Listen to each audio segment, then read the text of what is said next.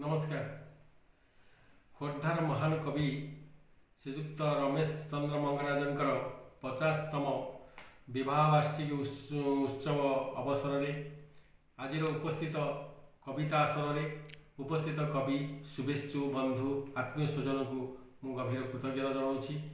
मु अजय कुमार जगदेव रायपुर खोर्धा महान कविंकर से विवाह स्मृति उद्देश्य स्मृति को धरी रखापी एक छोटिया कविता माध्यम प्रयास करिछि। हे कवि करुआ में प्रणिपात आज शुभ विवाह तिथि रे। हे कवि करुआ में प्रणिपात 1972 नवेम्बर मास 28 तारीख रे।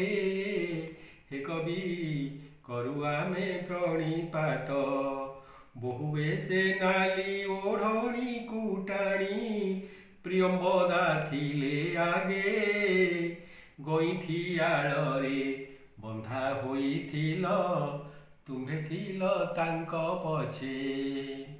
बेदीरे ब्राह्मण दुहिंकर हाथ देइथिले जेबे जोड़ी दुई प्राण आपे बांधी होई गला अषाढ़ुआ सूता बेड़ी। मुठिरू कौड़ी खोलुथिला बेले सात दीप जलुथिला।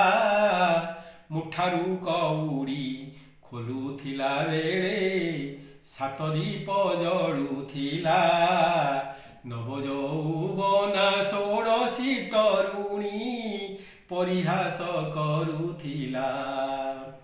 आनंदे नाचिला गौड़िया पड़ा पाइनुआ परिवार बंधु परिजन सिंधु सामुकारे सभिए तो एकाकार। सोलगुड़ी जाए पथर भासई नीलचक्र चूड़े अना। ए दुनिया हाटे प्रियंबदा लुहाकू करिले सुना। पखाल कंसारे बारी कोसड़ाकू कविंक संसार नेई महुल गाँर पली अगणारू बहिला कविता नई। प्रीतिर फगुण फूलर फगुण एठी आरंभ एठी शेष। प्रणय पल्लव मधुमुग्ध गीति मेटाए पाठक